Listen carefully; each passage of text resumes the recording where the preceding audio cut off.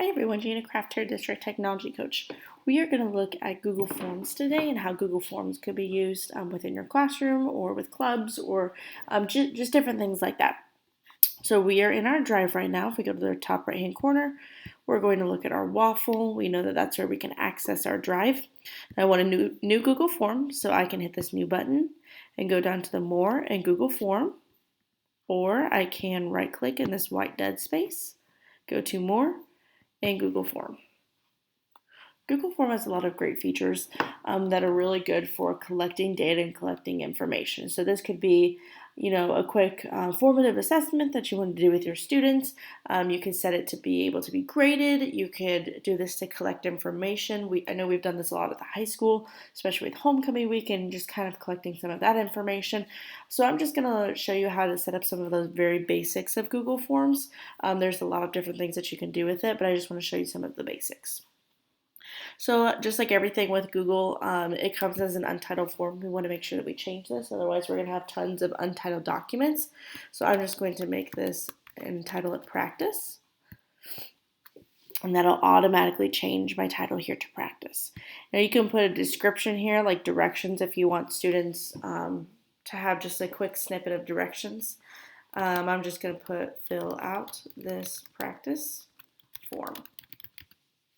Okay, and now it goes to our first question. So it automatically defaults to multiple choice. However, if we drop down, we can see that there are lots of different options for how we want this to work.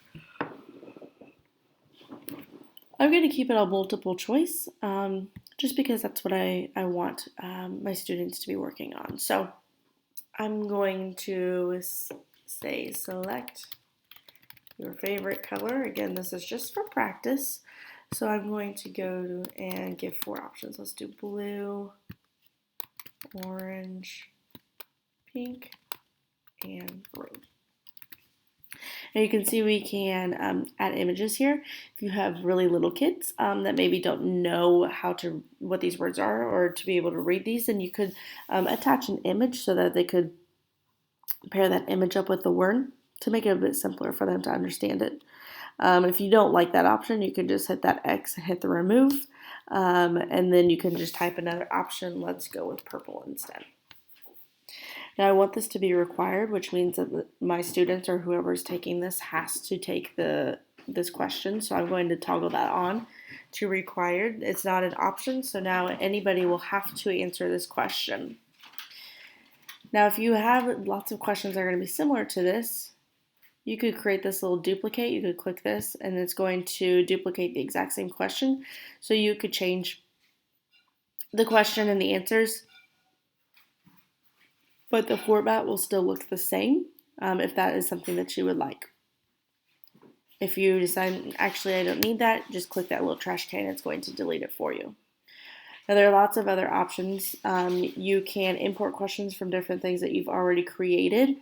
You can add images, you can add videos, you can add sections. Now I'm going to add a different section because this is where things can get really cool.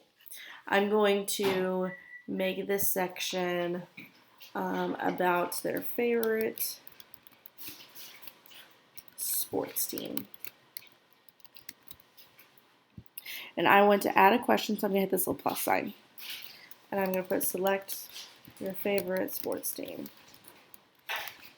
Give a couple options. Number 1, the best one, Green Bay Packers, St. Louis Cardinals. Then you could give options of lesser value, like the Chicago Cubs and the Chicago Bears.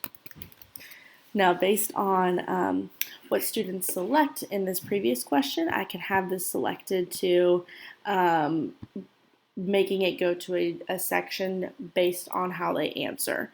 So you can have, if they answer blue, then maybe they go to the next section. If they answer orange, maybe they go to the next section. But if they answer pink or purple, then they're done. So it can actually skip over particular sections. So you can make one form for multiple groups and multiple demographics, and they don't even know that things are going to be any different. I want to kind of look at this before I continue to make sure that it looks like what I want. So I'm going to go up to this little eyeball in the top kind of right hand corner. of your bar, and I'm going to look at this as if I were going to take it. So if I select blue, that should take me to my favorite sports team, and it does. And then I could submit that. If I selected pink, it should finish it off for me, and it did. So you're just able to kind of look at that as if you're going to be a student that's going to be taking that. When you're ready to send it, you're just going to hit the send button. Right now, we don't want it to collect any email addresses because we don't have people with all the email addresses. So probably what we're going to be doing is doing a link, and then I always shorten that URL so that it's a lot simpler and a lot easier for people to, if they have to type it, then it's in a much simpler format. And then you're able to give that link to the people and they can take your form. You can also add multiple collaborators, just like anything else with Google. Adding collaborators here means that multiple people could work on the same form with you. You can notify them, they could edit the form, and they can add things, change things, and so you can have multiple people working on the same form.